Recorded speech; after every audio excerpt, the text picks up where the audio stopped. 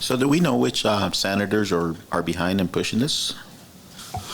Yes, we do. I'm just a little reluctant to publicly state that, but we do. But I think that might be something that could be negotiated. I really do. The 28 deadline, if we came back to them and said, hey, we're going to make a really good faith effort here, working with our industry partners to maybe develop an audit process. Maybe look at a way there could be somebody out there that, I guess does a job under $2,000. That's all they do, and they have no workers, and they pay extra money for an audit. They have to be audited by somebody that they pay for. I don't know. We could bring that back, but we have a very short time to do it. Yeah, would you say that on that call they were pretty amenable to whatever the board comes up with, come up with something, right?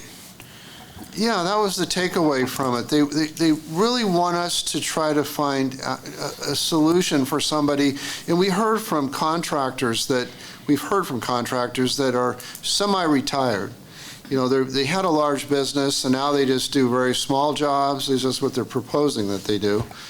And they don't have any workers, and they only make $20,000 a year. Now they got to buy a policy that's $6,000 a year, so they can't afford that.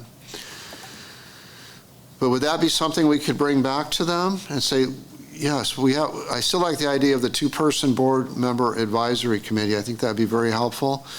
But let's talk about whether or not we should extend this out to 2027 or 2028. Maybe we could do something quicker.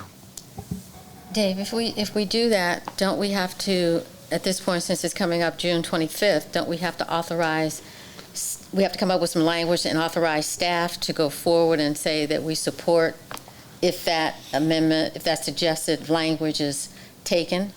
Because we won't meet again between now and June 25th. I don't know if the board's agreeable to that, but that might be something that could be done today, is to have a motion to empower staff to go back and present to them a counter proposal that we keep the 2026 deadline, but we're okay with the idea that we'll provide a report that may include some type of audit mechanism to identify if there is somebody out there that would qualify for an exemption. It's a very long motion, but that May I just, if I can let me just chime in real quickly. And I don't want to put words in anyone's mouth, but it sounds like to support a sunset and proceed as a board, something along the lines of no later than December 31st of 2025, the board will, everything they want from us. If that doesn't occur, the bill or the language would be, then the 2026 date for full workers' comp will be extended until, put a timeline, 6 months after the board does provide such a process, or 12 months, or 2028. But just reverse their language so that I don't think anyone here minds being tasked with, and maybe Dave and Mike will disagree, but tasked with establishing some sort of process. It's the date extension that we're having the problem with, and maybe December of next year is too quick to do something like that. I don't know. So back to the timeline again, as Mike said about the 25th, it being moved up. Are we turned into a board or a bureau July 1st? Because that has not been supported. What sort of timeline might this be if amended? And because it would take a long time to turn us into a bureau. However. Well, I think we're good till the end of this year, right? Is that December? Yeah. It's January. We're good till January 1st. All right.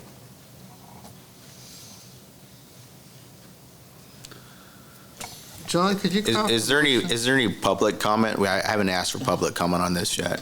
Go. Public comment. And just state your name again, please. Yes, Gal Bigalize, an RMO agency. I'm wondering if you can approve this now, because it's kind of obvious that to be a board, you need to move in that direction, and then add additional classifications that are high risk for you, because you've already added specific trades, specific classifications that require workers' comp. Is it possible to do that between now and 2028, such as, I know you have roofing, you have solar, for example, certain classifications, certain trades that have employees, just so you can approve it and move forward and propose something else in the next 2 years. I don't know if that's possible. And I don't have an answer to that, other than I think the classifications have been broken out already in that regard. And no matter, I think what you're saying is support it if amended, which is what I think everyone here would like to have happen.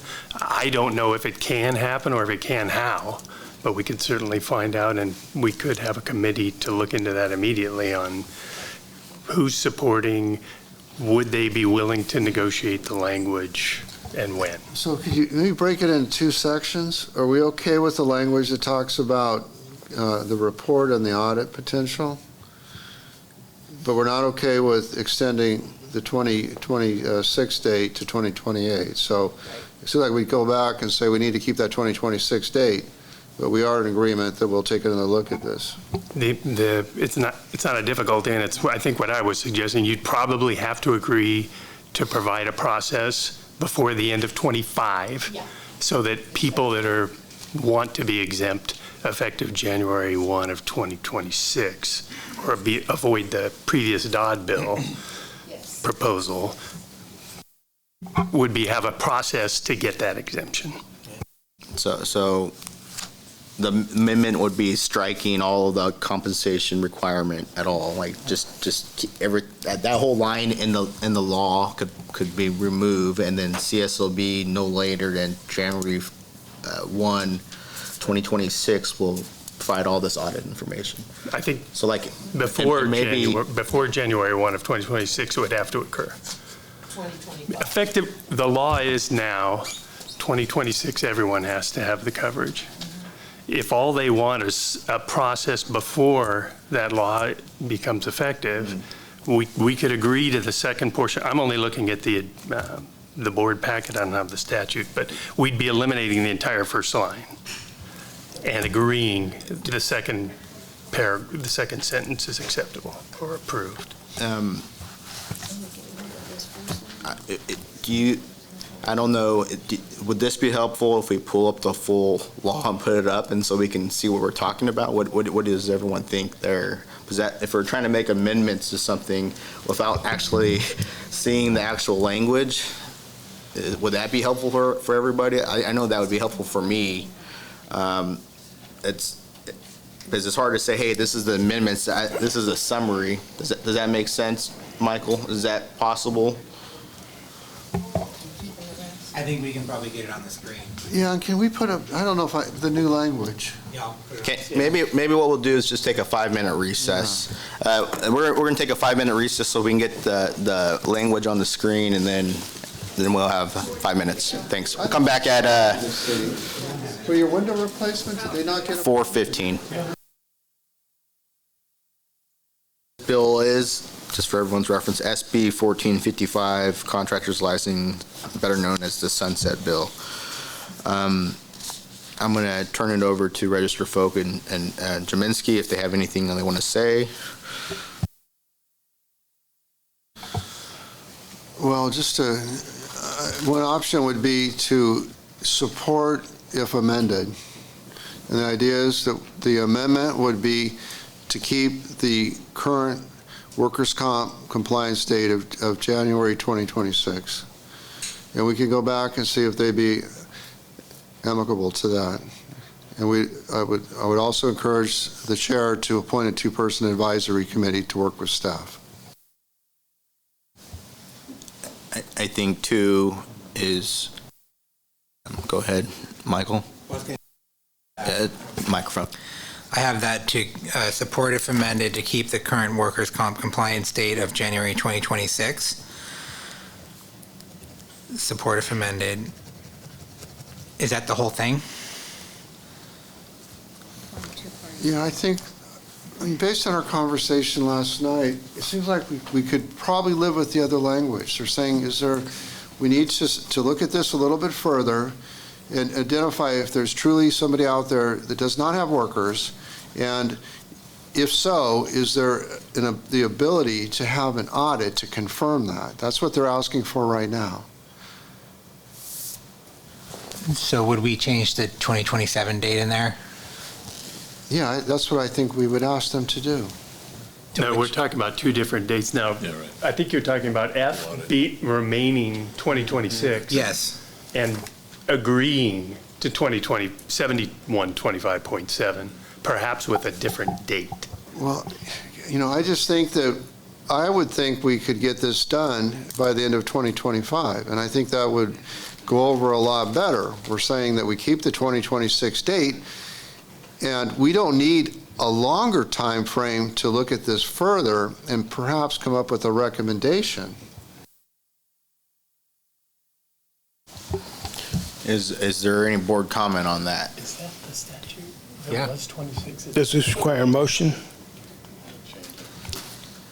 So yes, it would require a motion, but we did have some, I want to have one more board member comment, Galarza, before any motion.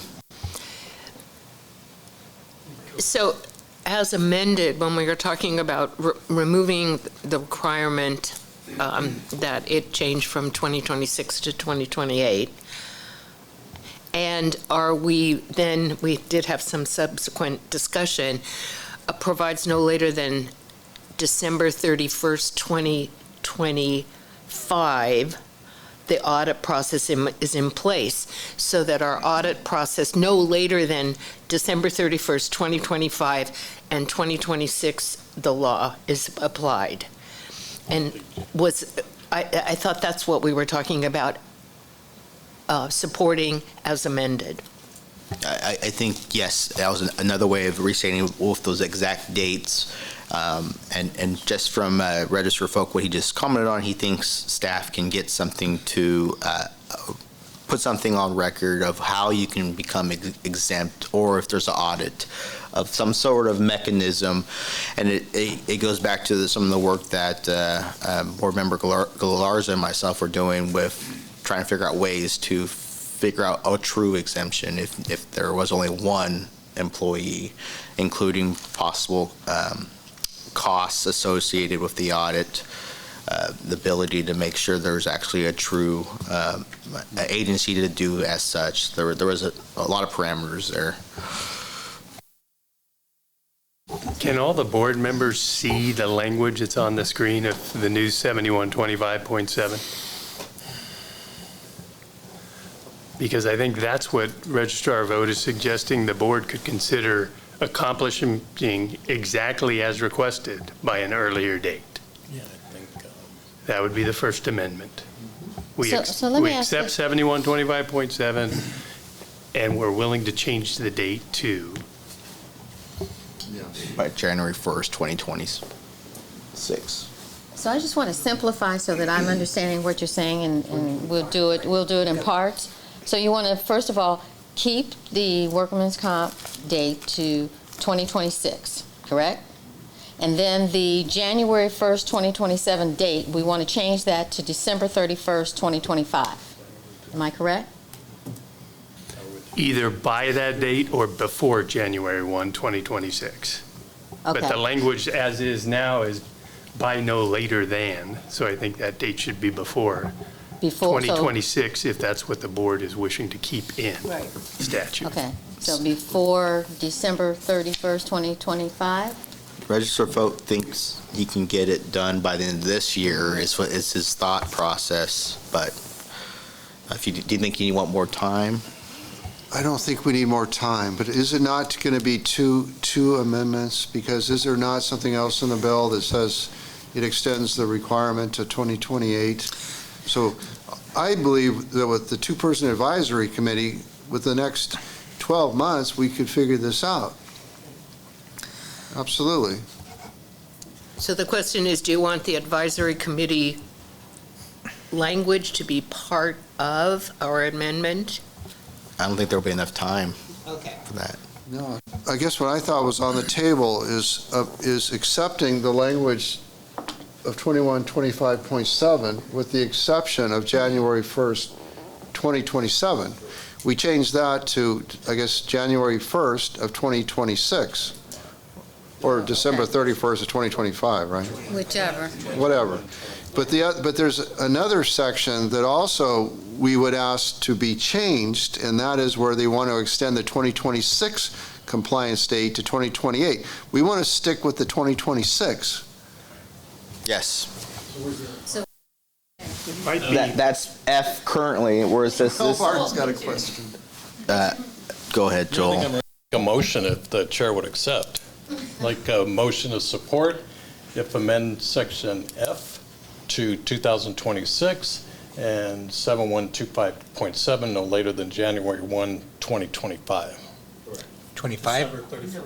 December 31st. That's too close to 26, isn't it?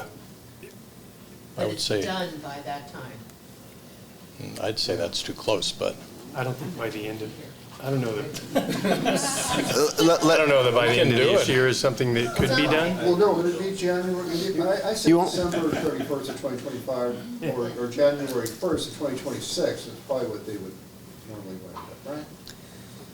I guess I'm not getting a second. Before December 31. Okay, then let's do I that. guess I'm So not getting a second. you'd almost have to have the process in place a year prior to give notice to, the public of the requirements of, the exemption. Are we still talking about the two-party advisory committee? No, we're only talking about, so there was a motion on the floor for changing F to this section shall become operative on January 1st, 2026. That's the first part of the motion. Second part of the motion is on 7125.7 by no later than January 1st, 2026. The board shall establish a process and procedure which may include an audit.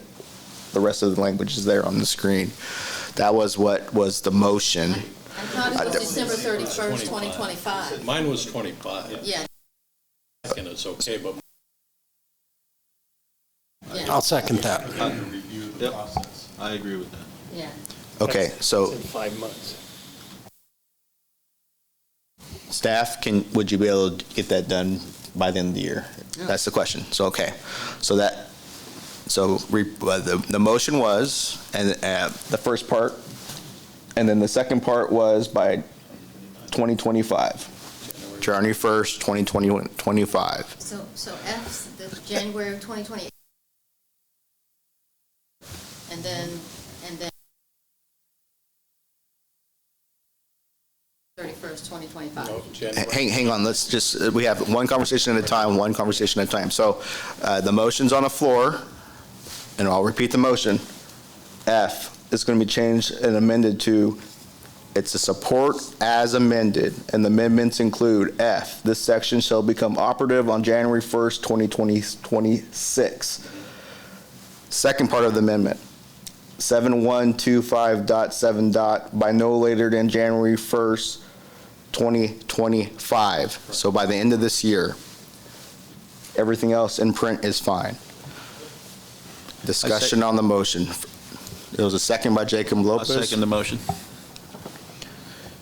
Any discussion on the motion? Any public comment? Does staff have any questions on the motion? Is the language. Who was the first motion?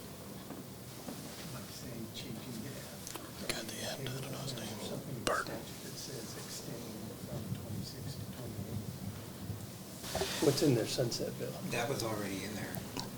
The change has already been made to 2028.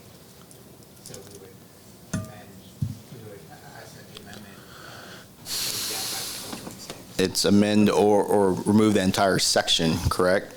Because the current law isn't already in place, so you can remove that entire portion from that as well, correct? Yeah, I think we still are changing it back to January 1st, 2026. We have a question? Only a clarification. We're pointing to something and saying 2026. We are supporting if the amendment to 2028 is not included and it remains at the current January 1, 2026. Correct. Yes. Question? Yeah, because in my opinion, I would find it hard pressed to speak to any legislator that would not be in favor of something that would protect the consumer and to support having rogue contractors out there that puts the onus of someone's injured on the owner of the house. I mean, I would think it far-fetched to find who would not be in support of this. So there's a motion and a second. Any further board discussion? Seeing none, any public comment? Roll call. The first motion was Joel Barton, right? Yes. Motion by Joel Barton, second by Jacob Lopez. Okay.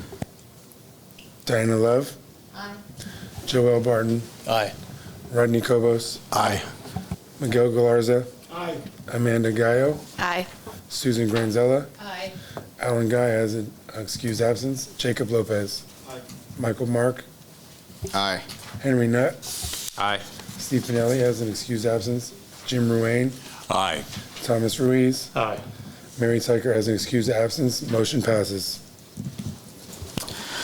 Thank you. I'm not done. We're still moving on.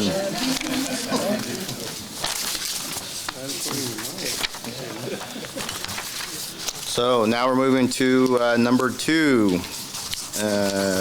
We are now on page 101 of the packet.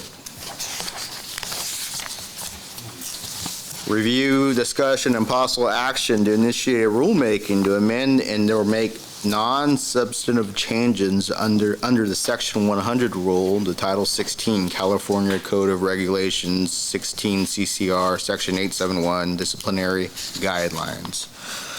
So, page 101.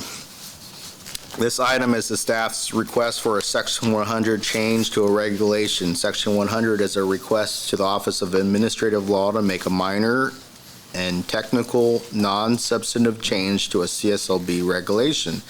This has to happen sometimes when, for example, a statute comes out that makes a CSLB regulation no longer accurate. That's what's happening here. CSLB sponsored SB 630 Dodd last year, which, among other things, authorized the registrar to immediately reinstate a license revocation when a contractor violates probation.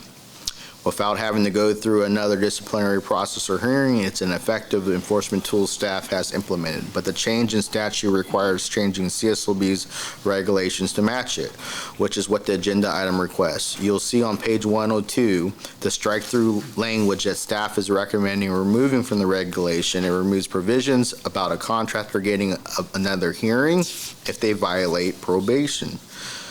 Because there is no longer required by law, what remains after the strike would be the new regulation. Before we go to the staff recommendations, are there any questions or comments? Any questions from the board members? Any public comment from the members here? Nope.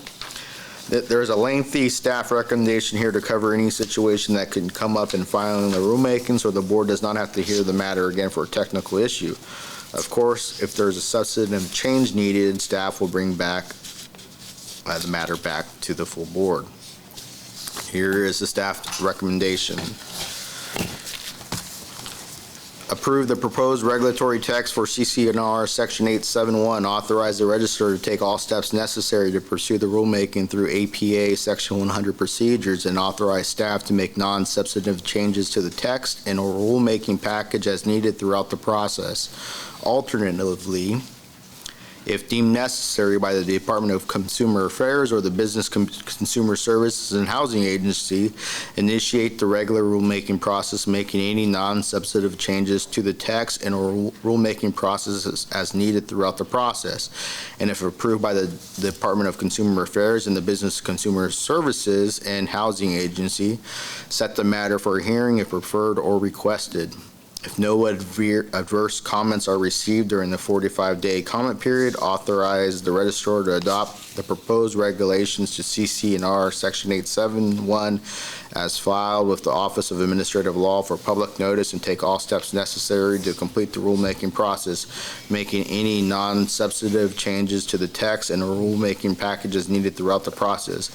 Does anyone want to make the motion for the staff recommendation? Motion. I have a motion. So moved, Kobos. Motion by Rodney Kobos, second by Henry Nutt. Is there any other board comment? Is there any public comment? Okay, roll call. Diana Love. Aye. Joel Barton. Aye. Rodney Kobos. Aye. Miguel Galarza. Aye. Amanda Gallo. Aye. Susan Granzella. Aye. Alan Guy has an excused absence. Jacob Lopez. Aye. Michael Mark. Aye. Henry Nutt. Aye. Steve Pinelli has an excused absence. Jim Ruane. Aye. Thomas Ruiz. Aye. Mary Tyker has an excused absent. Motion passes. Back to you, Chair. Thank you. That was lengthy. Our next item is enforcement, and Jim Ruane. Thank you, Chair Love. Good afternoon. I'm Jim Ruane, the Chair of the CSLB's Enforcement Committee. The only item on the enforcement agenda, F.1, is the Enforcement Program Update, which begins on page 106 of your board packet. Out of approximately 220 positions in the Enforcement Division, there are currently 24 vacancies. The management team is working hard to fill these positions. Candidates have been selected for 10 of the positions, and the other 14 are pending final approval to hire. We'll now turn it over to Enforcement Chief Steve Grove to discuss enforcement highlights, and after Steve provides his update, I will close this agenda item with a statistical update. Steve? Thank you, Chair Ruane. The first complaint highlight I would like to share is an example of enforcement staff's success in resolving the less egregious complaints. CSLB has 2 mediation centers with trained analysts that settle many complaints without referral to a special investigator. The highlight included in the package on page 106 describes how the analyst was able to negotiate a settlement for a full refund to the consumer of $64,000 with an additional $26,000 to correct workmanship issues. Of course, with the increase in consumer complaints, staff are being very careful not to serve as quality control for contractors. The second highlight is at the bottom of page 106 titled Contractor Charged with Multiple Felonies. This case was investigated by CSLB's Special Investigations Unit. Timothy Davis was the RMO, CEO, and president of Davis Brothers Construction, Inc. The company was originally licensed in 2011. The investigation involved 3 homeowners who had filed complaints against Davis Brothers Construction. In May of 2020, the homeowner paid Davis a total of $500,000 toward a remodeling contract that was worth about $780,000. Davis performed minimal work, did not pay some of the subcontractors, and did not purchase doors and windows, even though he was paid $113,000 for those specific items. The homeowner ultimately paid other contractors approximately $500,000 to complete the project. Between May 2020 and January 2021, a second homeowner paid Davis a total of $465,000 towards a remodeling contract that was worth $500,000. Davis told the homeowner that he could not finish the project because he did not manage his money well. As a result, the homeowner received liens from a subcontractor and material supplier due to Davis not paying them. In March of 2021, a licensed contractor evaluated the project and determined the value of work performed by Davis to be $150,000, significantly less than the $465,000 received. Ultimately, the victim hired a new contractor and paid them $519,000 to complete their project. Between June 2020 and January 2021, a third homeowner paid Davis a total of $480,000 toward a $525,000 remodeling contract. In March 2021, Davis told the homeowner that he could not finish the job because he was in debt and did not have the funds to complete the work. As a result, the homeowner received a $60,000 lien from a material supplier who was not paid by Davis. In March 2021, a licensed contractor evaluated the project, determined the value of work performed by Davis to be $178,000. Again, significantly less than the $480,000 Davis received from the homeowner. Ultimately, the homeowner hired a new contractor and paid them $447,000 to complete their project, which included paying an additional $42,000 for windows, doors, and other materials that they had already paid Davis for. The investigator executed search warrants on Davis' bank account, which showed Davis received the money for all 3 projects. The records also supported Davis' diversion of construction funds. On September 19, 2022, the license was revoked as a result of an accusation filed in connection with this investigation. In March 2024, the Los Angeles District Attorney's Office filed multiple felony charges against Timothy Davis for grand theft. The final highlight I would like to share is on the bottom of page 107 of your packet, titled "Solar Company Asking for Too Much." During 2019, a consumer entered into a written contract with an unregistered home improvement salesperson representing licensed contractor Talon Home Services to install a residential solar energy system on their property in El Dorado Hills for $40,500. The contractor requested and received a 50% down payment of $20,250, and then subsequently requested and received a second payment of $20,250, constituting payment in full prior to work even starting or materials being delivered to the project site. The respondent completed the installation but failed to submit an application for interconnection with the utility until 31 months after the project was completed, abandoning its contractual obligation without a legal excuse. Furthermore, over the course of the investigation, the responsible managing officer told a CSLB investigator that he has no role in the company other than being a financial investor. The CSLB investigator referred the complaint to an accusation for several violations of Business and Professions Code that include employment of unregistered salesperson, excessive down payment, failure to exercise direct supervision and control of construction operations, abandonment of contract, and requesting and accepting payment that exceeded the value of work performed or materials delivered. The accusation was filed and the license was ultimately revoked with an effective date of March 27, 2024. And that concludes my highlights. Thanks. Thank you, Steve. I will now provide the enforcement program statistical update. If you turn to page 109 of your packet, I'll go over some of the significant enforcement statistics. During the 10-month period from July 1st, 2023 to April 30th, 2024, the division opened 16,792 investigations. With current staffing levels, the optimum maximum enforcement division caseload is 4,860 pending complaints. As of April 30th, 2024, the pending caseload was considerably higher at 5,601. The reason for the higher caseloads continues to be due to the increase in solar complaints, which are currently averaging approximately 200 per month. Staff service analysts and investigators in the Enforcement Division are working very hard to keep up with the incoming complaints. The analysts are consistently exceeding their production goals of closing or transferring 30 cases per month and settling 70% of all licensee complaints. The weighted monthly case closing average per special investigator in investigative centers was 8 closures per month, 2 less than the closure goal of 10. Another board goal is to appropriately disposition all but 100 complaints within 270 days of receipt. As of April 30th, 2024, 212 complaints exceeded 270 days in age. Highlights of some of the division's significant accomplishments between July 1st, 2023 and April 30th, 2024 are as follows. Complaint mediation efforts by the Intake Mediation Center and investigative centers resulted in more than $31.1 million in restitution to financially injured parties. 345 letters of admonishment were issued. The investigative centers referred 493 of the 1,811 legal action investigations for criminal prosecution. 423 cases referred to arbitration, resulting in $5.5 million in restitution ordered to injured parties.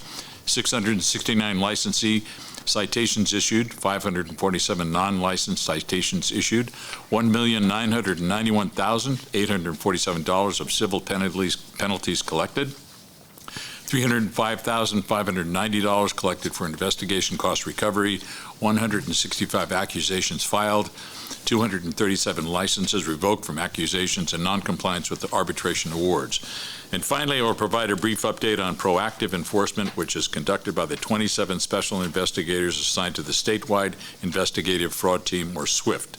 This information begins on page 111 of your packet. During this reporting period, SWIFT conducted 19 undercover sting operations across the state, participated in 304 sweep days, and responded to 696 leads or tips received from industry and the public.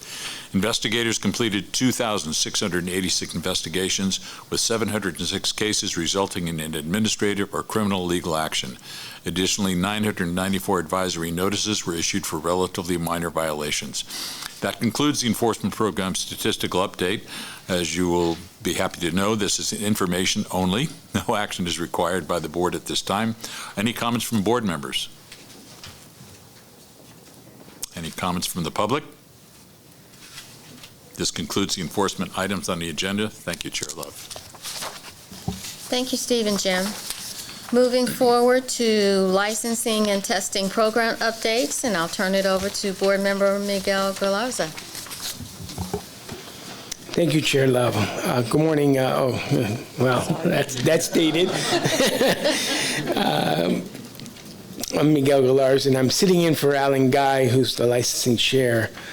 He has an excused absence. I'm providing the licensing division update today with the assistance of licensing chief Carol Ganon.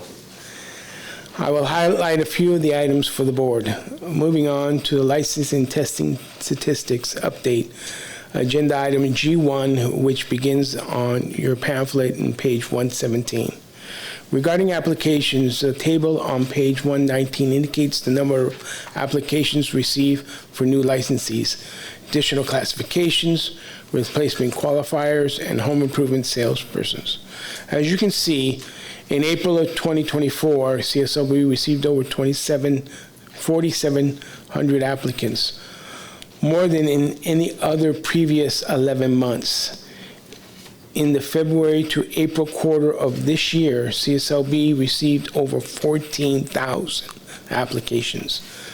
On page 120, you will see that all of the processing times are staying close to the 3-week period, continuing the trend that CSLB licensing division has held since last spring.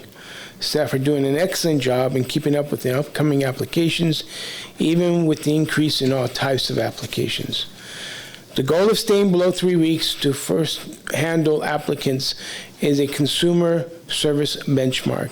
It ensures all types of applicants heard quickly about the status of their application are able to move forward in the licensure process without delay. As seen on page 122, CSLB receives over 10,000 renewal applications in April 2024, an increase usually seen in the spring of each year. On page 124 is a list of the active license classification workman's comp statuses. As of April 30th, 2024, 76% of B2 residential remodel licensees have filed for an exemption from workman's comp. This is not surprising for 2 reasons. First, this classification is only a little over 2 years old, and many of these licensees are still building their businesses and may not be ready to add employees yet. Secondly, because their work is in remodeling existing residences, not building additions or any structural work, much of the work can be done by a single person. Page 127 indicates the work of CSLB's judgments unit. In April 2024, over 200 transactions were completed as a result of the final judgments against licensees. In 2023, over $47 million was back paid to state agencies and consumers as a result of bond claims, judgments, and outstanding liabilities from various state organizations and agencies. I will now ask Licensing Chief Carol Ganon to give the testing update, which starts on page 129. Thank you, Miguel. The table on page 129 indicates that between May 2023 and April 2024, PSI exams administered a little more than 51,000 exams for CSLB candidates. In March 2024, CSLB hit record numbers with over 4,800 of CSLB's exams being scheduled at PSI Test Center. Currently, there are no backlogs in test administration. As mentioned on page 129, CSLB expanded administration of the law and business exam nationwide to 19 additional test centers in April 2024. As you can see, 5 candidates have already taken advantage of the opportunity to test closer to home rather than having to fly to California to take their law and business exam. On page 131, examination development staff released 3 new exams between March and April 2024. A new exam is one that has been completely revised from the ground up with a new occupational analysis, item writing, updated references, and a new pass point. This happens for every exam every 5 years on average. The table on page 133 indicates that between August 2023 and April 2024, over 4,500 Spanish translated exams have been taken by CSLB candidates. This concludes the Licensing and Testing Division update. Thank you, Carol, for your outstanding summary. Now calling on board members. Do any of you have any comments? Seeing and hearing none. The public, any comments?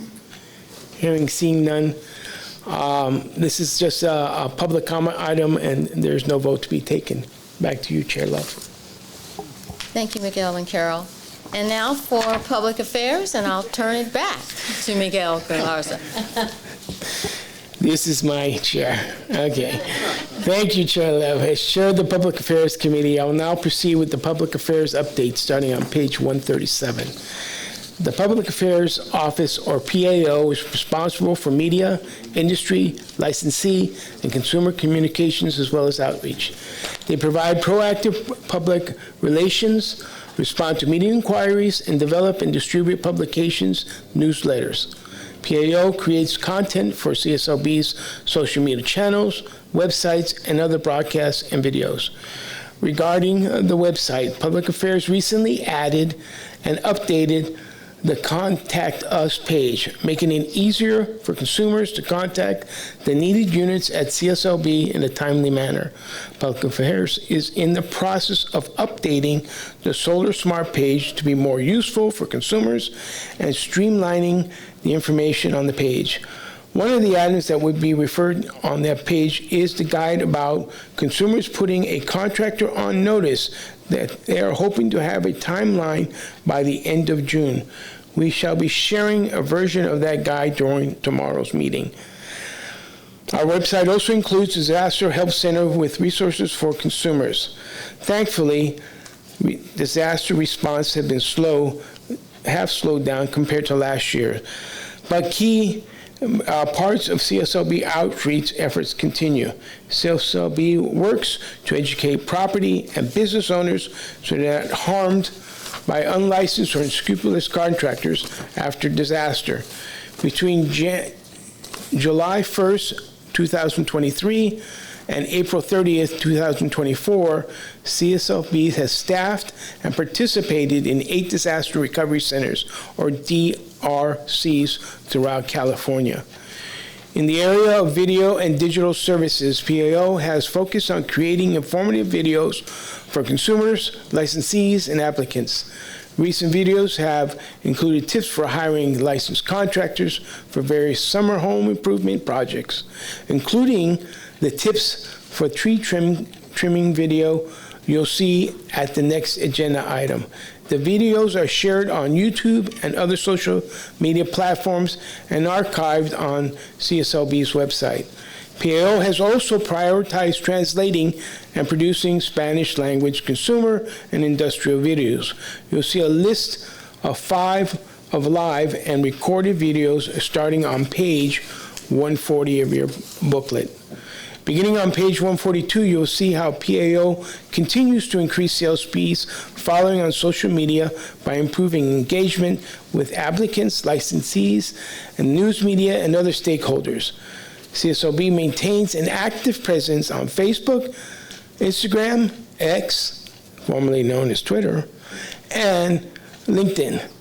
where all the platforms are showing growth, and the most popular posts on Facebook were related to a sting operation in March. On page 146, PAO shows an updated subscription list of more than 194,000, which includes licensee information and listservs. The subscriber list also receives CSLB's industry bulletins and press releases. Not included in the board package is the industry bulletin issued in May 2024 regarding classifications of fire protection certifications and registration requirements. Press releases have also have coverages on stings around the state. PAO responded to 85 media inquiries between July and the end of April. The media coverage focuses on various topics, including undercover stings, resulting in high-profile contractor complaints. Page 147 and 149 show the outreach events CSLB attends between July and April. You'll see that the Public Affairs Office staff, along with assistance from enforcement, have been busy providing key consumer protections important to seniors and other stakeholders. PAO has also updated the What's Seniors Should Know Before Hiring a Contractor brochure. Among those publications listed on pages 149 and 50. The Public Affairs Office also writes and publishes content for internal communications. On pages 150 and 151, you will see that PAO has published 25 employee Intran articles between July and April, highlighting upcoming meetings, Women in Construction Week, the Accomplishments and Activities Report, and CSLB employee events, such as the Chili Bake-Off. And the Intran is accessible to all CSLB employees throughout the state, and is the first that they will see when they open the web browser on their work computers. Finally, on page 152, CSLB's Public Information Centers continues to see low wait times for callers.